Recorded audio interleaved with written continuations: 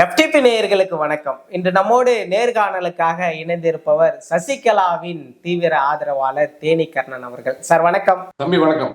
சொல்லுங்க தம்பி. சார், செங்கோட்டையன் அவர்களுடைய பேச்சானது அதிமுகவில் ஒரு மிகப்பெரிய பூகம்பத்தை உருவாக்கி இருக்கிறதாகத்தான் நம்மால பார்க்க முடியுது. அதிலும் குறிப்பாக எடப்பாடி அவர்களின் மிக தவறான செயல்பாடுகளை குறிப்பிட்டதோடு அதிமுகவில் இருந்து வெளியேறியவர்கள் அனைவரையும் ஒன்றிணைக்க வேண்டும், அதற்கான ஒரு 10 நாள் அவகாசத்தையும் அவர் கொடுத்திருந்தார். அதற்கிடையில் இன்று செங்கோட்டையன் அவர்கள் அதிமுகவில் இருந்து அதிரடியாக நீக்கப்பட்டுள்ளார். முதற்கட்டமாக இதை எப்படி பார்க்கிறீர்கள்? அதிமுக அடுத்த கட்டமாக எதை நோக்கி செல்ல இருக்கிறதாக நீங்க பாக்குறீங்க? நாங்களும் தொடர்ச்சியா எடப்பாடி பழனிசாமி நான் தான் பொதுச் செயலாளர் என்று சொன்னதிலிருந்து இன்று வரை அவருடைய தலைமை சரியாக இல்லை. தலைமைகள் மாற்றப்பட வேண்டும். பிரிந்து கிடந்த அத்தனை பேர் ஒன்று சேர வேண்டும். சின்னம்மா தலைமையிலே கட்சி வழிநடத்த வேண்டும் அப்படின்னு நம்ம தொடர்ச்சியா அனைத்து ஊடகங்களையும் சொல்றோம். அதே போல கடக்கோடி இருக்கிற தொண்டனுடைய மனநிலையும் அதுதான்.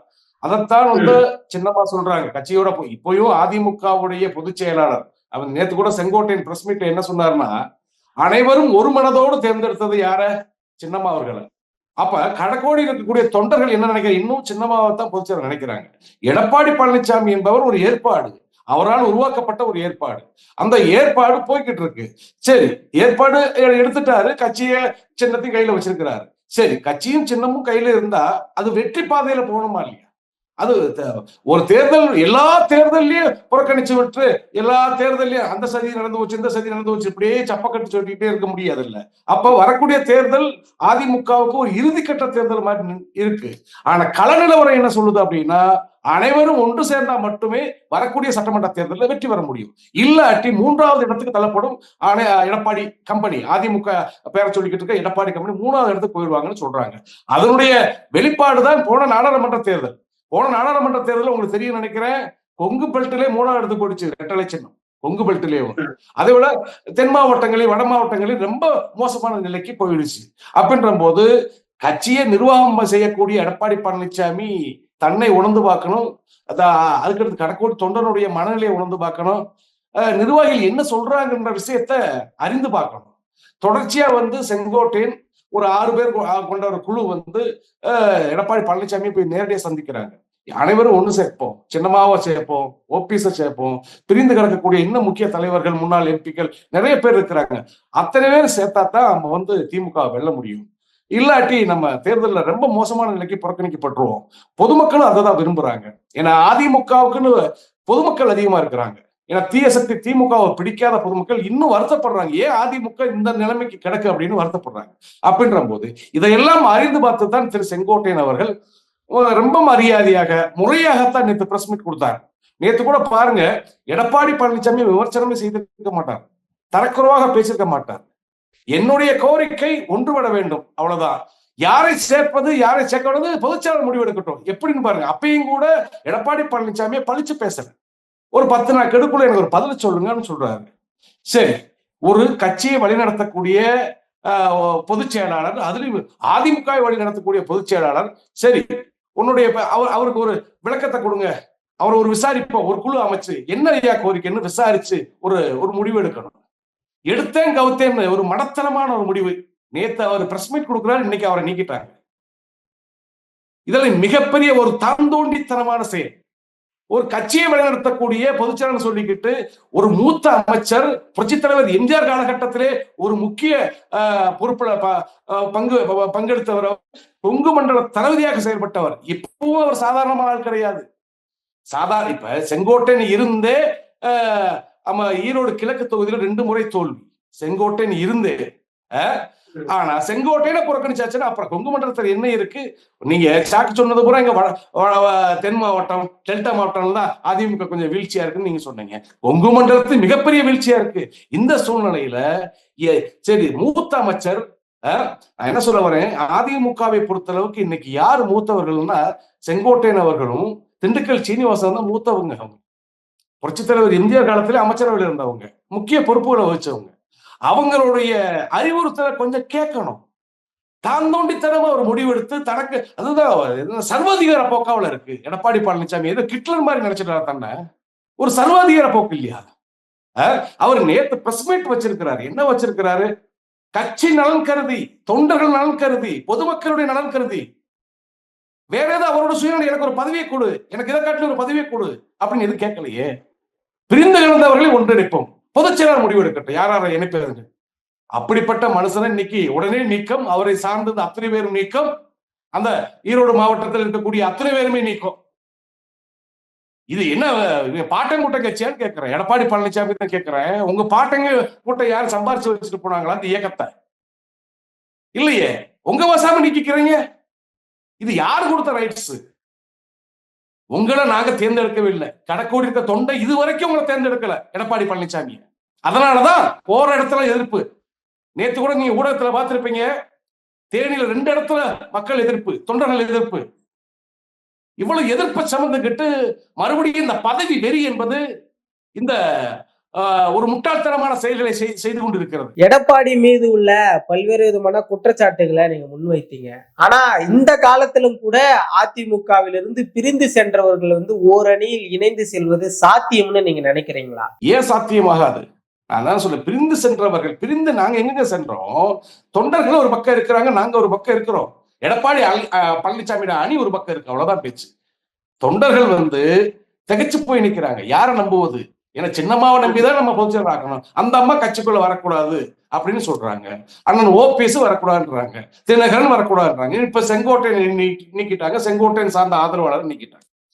சரி, இதோட நிக்க போதா? இந்த செங்கோட்டையன் நீக்கின பிறகு இன்னும் உள்ள இருக்கக்கூடிய அதிருப்தி அமைச்சர்கள், முன்னாள் அமைச்சர்கள் இருக்கிறாங்க, வெளியே வரத்தான் போறாங்க. அப்ப என்ன நிலையாக போகுது? தனிமரமாக போறாரு எடப்பாடி பழனிசாமி தான் சொல்ல முடியும். ஏன்னா ஓபிஎஸ் இபிஎஸ் அதிகாரத்தில் இருக்கிற போதே தமிழக மக்கள் ஏத்துக்கலங்க. ஓபிஎஸ் இபிஎஸ் முதலமைச்சர், துணை முதலமைச்சரா இருக்கும் பொழுது, கட்சி முழு கண்ட்ரோல் வச்சிருக்கும் பொழுது, சின்னம்மா சிறையில் இருக்கும் பொழுது, உங்களால எந்த தேர்தலையும் மக்கள் ஆதரவு பெற முடியல, தொண்டர்கள் ஆதரவு பெற முடியல. இப்ப சின்னம்மா வெளியில இருக்கிறாங்க, ஓபிஎஸ் வெளியே இருக்கிறாரு, டிடிவி தினகரன் வெளியே இருக்கிறாரு, அதுக்கு முக்கிய தளபதி கொங்கு மண்டலத்துல திரு செங்கோட்டையன் வெளியே வந்துட்டாரு, நீக்கிட்டீங்க. என்ன சாதிச்சிட முடியும்? உங்களால சாதிக்க முடியாது. இது ஒரு ஆணவ போக்கா தான் நான் நினைக்கிறேன். இது அதிமுகவை அழிக்கக்கூடிய ஒரு முக்கிய பிளானாகத்தான் இருக்கும். எடப்பாடி பழனிசாமி திமுகவுடைய தலைவரோடு ரகசிய பேச்சுவார்த்தை பேசி அதிமுகவை அழிக்கிறதுக்கு திட்டமிட்டு இருக்கிறான்னு சொல்லுவேன். ஏன்னா திமுகவை எதுக்கணும்னா, அம்மா என்ன முடிவு எடுத்தாங்க ஒரு காலகட்டத்தில், புரட்சித் தலைவர் எம்ஜிஆர் இறப்புக்கு பிறகு எத்தனையோ பிரச்சனை சந்திச்சாங்க. உங்களுக்கு தெரியும் நினைக்கிறேன். எத்தனையோ பிரச்சனை சந்திச்சாங்க. மூத்த அமைச்சர், அன்று புரட்சித் தலைவர் எம்ஜிஆர் காலகட்டத்தில் மூத்த அமைச்சர்கள் ஒரு பக்கம் எதிரியா நிக்கிறாங்க, அம்மாவை வசைபாடுறாங்க, கொச்சையா விமர்சனம் பண்றாங்க. அவங்களையெல்லாம் மறுபடியும் அழைத்து பதவியை கொடுத்து அமைச்சராக்கி அழகு பார்க்கலையா? அப்பதானே கட்சி நின்றுச்சு, அப்பதானே இயக்க திமுக எதிர்கொள்ள முடிஞ்சுச்சு. ஏன்னா அந்த பண்பு உங்ககிட்ட இல்லையே, நீ எப்படி அதிமுக வழி நடத்த முடியும்? போறவங்க போய்க்கின்ற இது யாருடைய இயக்கம்னு நான் கேட்கிறேன். இது கடக்கோடி தொண்டன் உருவாக்குன இயக்கம். ஏதோ ஏழை மேலாவில் நீ வந்துட்ட, ஒரு சொத்தை ஏழை விடுவாங்கல்ல, அந்த ஏழை மேலால வந்துட்ட. நீங்களால் புதிதாக நியமிக்கப்பட்ட நிர்வாகிகளை வச்சு செயற்குழு பொதுக்குழு ஒன்று உருவாக்கி, ஒரு போலியான செயற்குழு பொதுக்குழு உருவாக்கி அந்த பொதுச்செயலாளர் வந்துட்டீங்க. கொடி பிடிக்கிற தொண்டை ஏத்துக்கலையே. சார், இப்ப நீங்க வந்து எடப்பாடி பழனிசாமி அவர்களை பத்தி சொன்னீங்க. ஆனா இதுல வந்து எடப்பாடி அவர்கள் வந்து 2025ஆம் ஆண்டுல பெரிய அளவுல சொன்னது என்னன்னா, அதிமுக பாஜக கூட்டணியா நாங்க வந்து ரொம்ப வலிமையா இருக்கிறோம் அப்படின்றத அவர் தொடர்ந்து முன்வைத்து வந்தாரு. ஆனா இப்ப அந்த தேசிய ஜனநாயக கூட்டணியில இருக்கக்கூடிய பல தலைவர்கள், முக்கியமா அதிமுகவின் மிக பெரும் தலைவர்களாக இருக்கக்கூடியவர்கள் வந்து வெளிவந்த பட்சத்துல சசிகலா அம்மையார் தன்னுடைய வியூகமா அதிமுகவில் இருக்கக்கூடிய ஒவ்வொரு செங்கலா பிரித்து எடுக்கிறாங்களோன்ற ஒரு பார்வை இருக்குல்ல, இது எப்படி சார் நீங்க பாக்குறீங்க? நீங்க ஏன் பிரித்து எடுக்கிறாங்க நினைக்கிறீங்க? ஒற்றுமைக்கு உண்டான வழிவகுக்கிறாங்க, அதுக்கு செவிசாய்க்க வேண்டும் எடப்பாடி பழனிசாமி. சின்னமா தொடர்ச்சியா என்ன சொல்றாங்க, எனக்கு அந்த அதிமுகவை பங்கு கொடுப்பான்னு கேட்கல, அந்த அதிமுகவுல பாதி பிரிச்சுக்குவோம்ப்பா, 4-3 பிரிச்சுக்குருவோம், ஒப்பந்தம் போடணும்னு கேட்கல. அனைவரும் ஒன்றுபடுவோம், தீய சக்தி திமுகவை வென்றணும்னு சொல்றாங்க. அதை கேட்டா முடிச்சுல. இப்ப எல்லாருக்கும் என்ன ஆசை? இப்ப எடப்பாடி பழனிசாமி கம்பெனி இருக்கக்கூடிய மூத்த அமைச்சர்கள், முன்னாள் அமைச்சர்கள், இந்நாள் எம்எல்ஏக்கள், மாவட்ட செயலாளர்கள், ஒன்றிய செயலாளர்கள் எல்லாம் என்ன நினைப்பில் இருப்பாங்க? நம்மளுடைய இயக்கம் என்பது அதிகாரத்துக்கு வர வேண்டும், அதான உண்மை. அதிகாரத்துக்கு வந்தாத்தான் நம்ம ஆளுமையா இருக்க முடியும். அதிகாரத்துக்கு வந்தாத்தான் அமைச்சராக முடியும் மறுபடியும். இல்லாட்டி முன்னாள் அமைச்சர் மட்டும்தான். அதான உண்மை. அப்ப இது இது எல்லாருக்கும், செங்கோட்டையனுக்கு மட்டுமல்ல, அனைவருக்கும் இந்த நினைப்பு மனசுல இருக்கு. என்ன நடக்க போகுதுன்னு தெரியல என்ற மனம் குழம்பி போய் தான் எடப்பாடி பழனிசாமி பின்னாடி இருக்காங்க முன்னாள் அமைச்சர்களும் இந்நாள் நிர்வாகிகளும். புரியுதுங்களா? ஆகவே இந்த எடப்பாடி பழனிசாமி இந்த தாந்தோண்டித்தனமாக எனக்கு எல்லாம் தெரியும், என்னை எதிர்த்தா நீக்குவேன் அப்படின்னு நீக்கிட்டு போறாரு. இது எதிர் கொண்டு போய் முடிய போகுதுன்னு பாருங்க. இன்னும் கூடி போன ஒரு 10 நாள் 15 நாள்ல பாருங்க, இன்னும் எத்தனை முன்னாள் அமைச்சர்கள் மூத்த நிர்வாகிகளை வெளியில வரப்போறான்னு பாருங்க. ஆனா சின்னம்மா எங்க இருக்கிறாரோ அதுதான் அதிமுக என்ற சூழ்நிலை வரப்போகிறது. அது எந்த மாற்றம் இல்லை. குறிப்பாக எடப்பாடி அவர்கள் வந்து தன்னிடத்தை தக்க வைப்பதற்காக யாரை வேண்டுமானாலும் ஒழிக்கலாம் என்ற இடத்திற்கு அவர் நகர்ந்து சென்றார். இப்பொழுது எடப்பாடியை முழுவதுமாக மட்டம் தட்ட வேண்டும் என்பதற்காக முன்னாள் மாஜிக்கள் வந்து செயல்படுகிறார்கள்னு நினைக்கிறீங்களா? இல்ல, ஒரு விஷயங்க, எடப்பாடி பழனிசாமி நாங்கதான் எல்லாரும் சேர்ந்துதான் தேர்ந்தெடுத்த முதலமைச்சரா. நல்லா அவனை புரிஞ்சுக்கணும். நீங்க இந்த கூவத்தூர்ல என்ன நிலைமையில இருந்தாங்க, எவ்வளவு இன்னல்கள் வந்துச்சு, எவ்வளவு பிரச்சனைகள் வந்துச்சு, அந்த இன்னல்களாம் தாண்டி தனக்கு தண்டனை வரப்போகிறது. அந்த தண்டனை செயல் காத்துக்கிட்டு இருக்கு.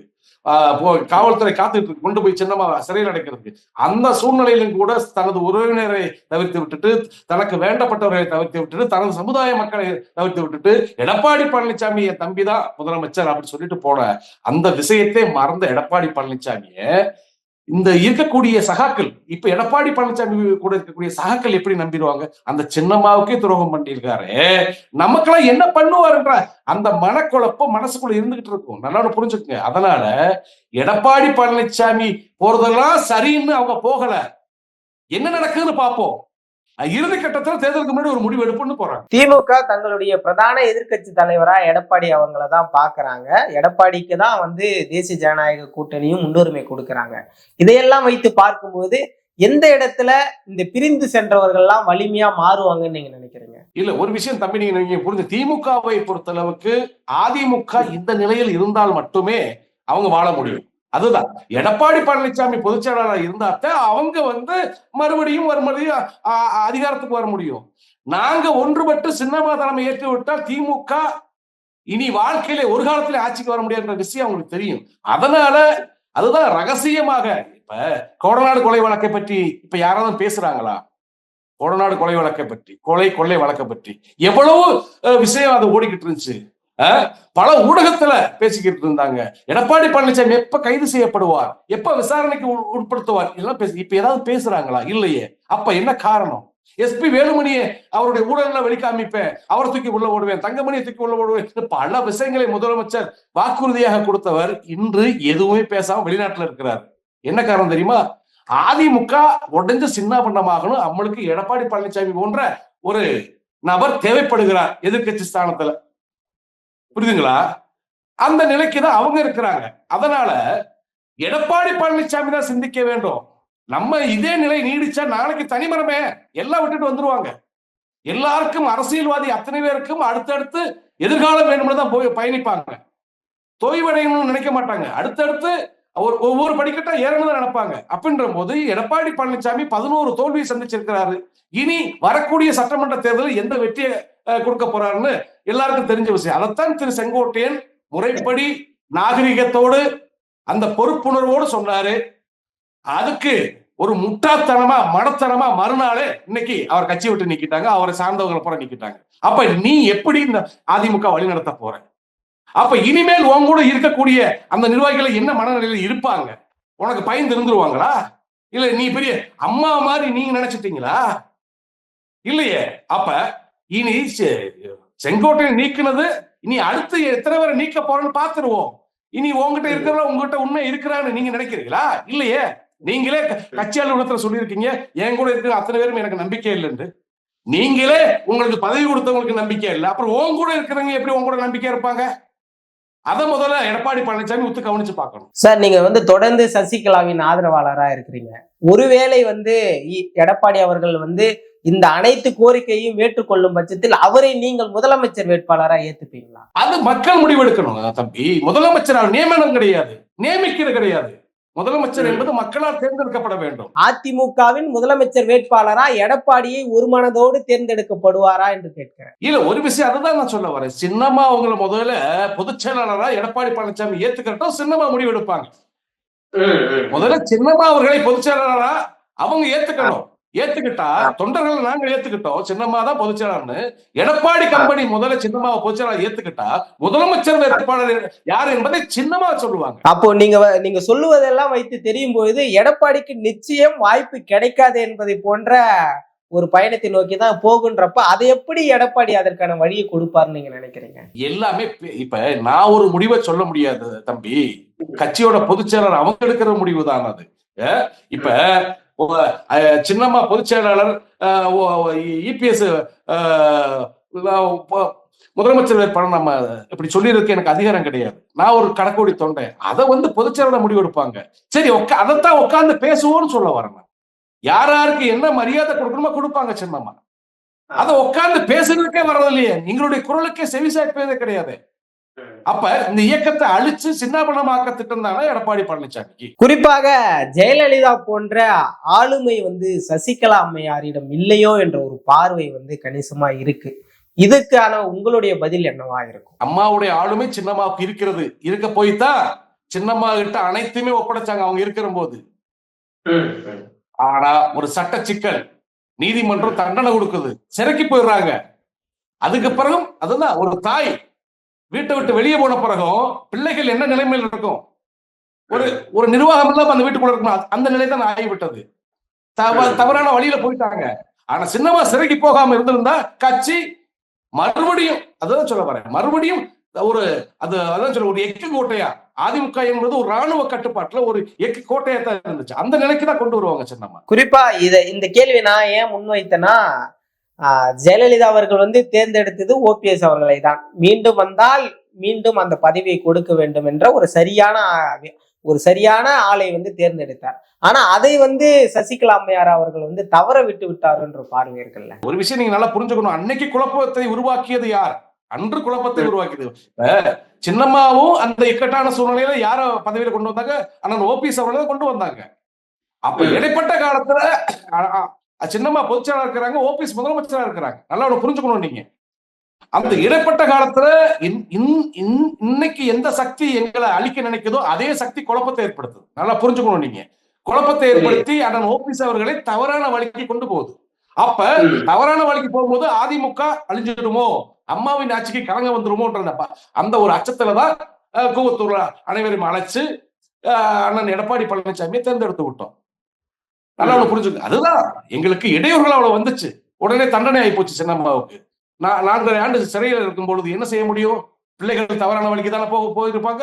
சரி, தவறான வழிக்கு போனவங்களை அப்புறம் மனதிருந்து வாங்க ஏத்துக்கிறேன்னு சொல்லும் பொழுது இவர்கள் சுயநலத்தை விட்டு பொதுநலமாக சிந்திச்சு அடுத்து நம்மளுக்கு வாழ்வு வேணும், அரசியல் வாழ்வு வேணும்னா சின்னம்மாவோட ஆலோசனை கேட்டா மட்டும்தான் நடக்கும். இல்லாட்டி இன்னைக்கு செங்கோட்டையன், நாளைக்கு எஸ்பி வேலுமணி, தங்கமணி எல்லாரும் வந்துருவாங்க. அப்புறம் யார் இருப்ப? நீ மட்டும் தனியா நிற்ப. இதுதான் நடக்க போகுது. குறிப்பா அதிமுகவின் எதிர்காலம் என்னவா இருக்கும் நீங்க நினைக்கிறீங்க? அதிமுகவுடைய எதிர்காலம் என்பது எடப்பாடி பழனிசாமி தன்னை உணர்ந்து, தன் செய்த தவறை உணர்ந்து சின்னம்மாவோட ஆலோசனை கேட்காவிட்டால் அதிமுக அகாலபாலத்தில் போயிடும். ஆனா இருந்தாலும் சின்னம்மா ஒரு முடிவு எடுப்பாங்க. கண்டிப்பா தொண்டர்கள் நலன் கருதி, பொதுமக்களோட நலன் கருதி சின்னம்மா நல்ல முடிவு எடுப்பாங்க. அப்படின்னு நாங்க விட்டுற முடியாது இயக்கத்தை. எடப்பாடியோடைய பிடிவாதத்துக்கு மருந்து இல்ல, வாதத்துக்கு மருந்து இருக்கு, பிடிவாதத்துக்கு மருந்து கிடையாது. ஆகவே அதுக்கு என்ன செய்யணும்னு சின்னம்மா திட்டமிடுறாங்க. கண்டிப்பா அதிமுகவில் இருக்கக்கூடிய மூத்த நிர்வாகிகள் நல்ல முடிவெடுப்பாங்க. சின்னம்மா தலைமை ஏற்பாங்க. வரக்கூடிய தேர்தலில் சின்னம்மா இருக்கிற வீகம் தான் திமுகவை வீழ்த்த முடியும். எடப்பாடி அவர்கள் செல்லுகின்ற இடமெல்லாம் மலை போல கூட்டம் வருகின்றது. தொண்டர்கள் எல்லாம் ஆரவாரத்தோடு எடப்பாடி அவர்கள் அரவணைக்கிறாங்க. தம்பி, நான் என்ன சொல்றேன், நானும் மாவட்ட வாரிய சுற்றுப்பயணம் போகலாம், என்னாலையும் முடியும். எனக்கும் கூட்டம் வரும். எப்படி கூட்டம் வரும்? ஒரு மாவட்டத்துக்குள்ள போகும்போது 50 கோடி ரூபாய் இன்வெஸ்ட் பண்ணா போதும். ஒரு மாவட்டத்துக்குள்ள 4 பாயிண்ட் 5 பாயிண்ட் 50 கோடி ரூபாய் இன்வெஸ்ட் பண்ணா போதும். நிர்வாகிகள் நல்ல ஆளை கூட்டு வந்துருவோம். அதுதான் நடந்துட்டு இருக்கு. மக்கள் வர்றாங்க. யார் வர்றா? மக்கள் பாவங்க வர்றாங்க. 300 ரூபாய் 400 ரூபாய் கையில் கொடுக்குறாங்க. போய் சும்மா நின்று வருவோம்னு வர்றாங்க. அதெல்லாம் வாக்கா மாறிடுமான்னு கேட்கிறேன் நான். அதெல்லாம் வாக்குகளா மாறிடுமா? அப்ப கூட்டத்தை பார்த்து இப்ப விஜய்க்கு 5 லட்சம் பேர் கூடணும்னு சொல்றாங்க. ஆனா 2 லட்சமோ 3 லட்சம் பேர் தான் கூடியிருப்பாங்க. அவங்க எல்லாம் ஓட்டு போட்டுருவானுங்களா விஜய்க்கு? அப்படியே போட்டாலும் 5 லட்சம் ஓட்டு என்பது கிடைச்சிருமா? ஒரு தொகுதிக்கு ஒரு 10,000 ஓட்டு வாங்க கூட முடியுமா விஜய்னால? அது மாதிரி தான் சொல்ல வரேன். எடப்பாடி பழனிசாமி அவர் போற இடத்துல கூட்டத்தை கூட்டுறாங்கன்னா நிர்வாகிகள் பணத்தை செலவு பண்ணி கூட்டத்தை கூட்டுறாங்க. நாளைக்கு அது வாக்குகளா மாறுமானா மாறாது. ஏன்னா தேனி மாவட்டத்துல 3வது இடத்துக்கு போயிடுச்சு இரட்டை சின்னம். அப்படின்ற போது அந்த தொண்டர்கள் தான் ஓட்டு போட்டிருக்காங்க குக்கர் சின்னத்துக்கு. அந்த தொண்டர்கள் தானே ராமநாதபுரத்துல பலாப்பழ சின்னத்துக்கு ஓட்டு போட்டிருக்காங்க. அதிமுக தொண்டர்கள் தானே. அவங்களுக்கு தெரியாதா இது பலாப்பழ சின்னம் ரெட்டல் அங்க இருக்குன்னு? குறிப்பாக தேசிய ஜனநாயக கூட்டணியிலிருந்து வெளிவந்த பிறகு ஓபிஎஸ் டிடிவி அவர்கள் வந்து சசிகலா அம்மையாரை வந்துட்டு தலைமை ஏற்க விரும்புகிறார்கள்னு நினைக்கிறீங்களா? முதல்ல தாயுடைய தலைமை ஏற்றால் மட்டுமே அனைவருக்கும் அரசியல் வாழ்வு. இவர்கள் எல்லாம் அடையாளப்படுத்துவது யாரு? இவர்கள் எல்லாம் அதிகாரத்தில் அமர வைத்தது யாரு? சின்னம்மா தானே. சின்னம்மாவோட ஆலோசனை கேட்காத யாராக இருந்தாலும் சரி அரசியல் இருந்து அகற்றப்படுவார்கள் நான் சொல்லுவேன் நான். ஏன்னா அவங்க எந்த சுயநலம் இல்லைங்க. பிள்ளையும் இல்ல குட்டியும் இல்ல கணவனும் இறந்துட்டார். அவங்க இந்த இயக்கத்துக்காகவே வாழ்றாங்க. அம்மாவுக்காண்டி சிறைசென்றவங்க அவங்க. புரியுதுங்களா? அப்படிப்பட்ட ஒரு மனுஷி இப்ப என்ன சொல்லுது? மன வருத்தத்தோடு வாங்கப்பா நான் எந்த ஒரு டிமாண்ட் வைக்கல உட்கார்ந்து பேசுவோம் அப்படின்னு சொல்லும் பொழுது இந்த பதவி பித்தர்கள் இவர்கள் ஒரு முடிவுக்கு வர வேண்டும் அல்லவா? சுயநலத்தை விட்டு பொதுநலமாக சிந்திக்க வேண்டும் அல்லவா? நிச்சயமாக சார். அதிமுகவில் இருக்கக்கூடிய பல்வேறு விதமான குளறுபடிகளுக்கு மத்தியில அதிமுகவின் எதிர்காலம் என்னவாக இருக்க போகிறதுன்னு மிக தெளிவா சொன்னீங்க. நம்ம மேலும் ஒரு காணொலியில சந்திக்கலாம் சார். நன்றி நன்றி தம்பி.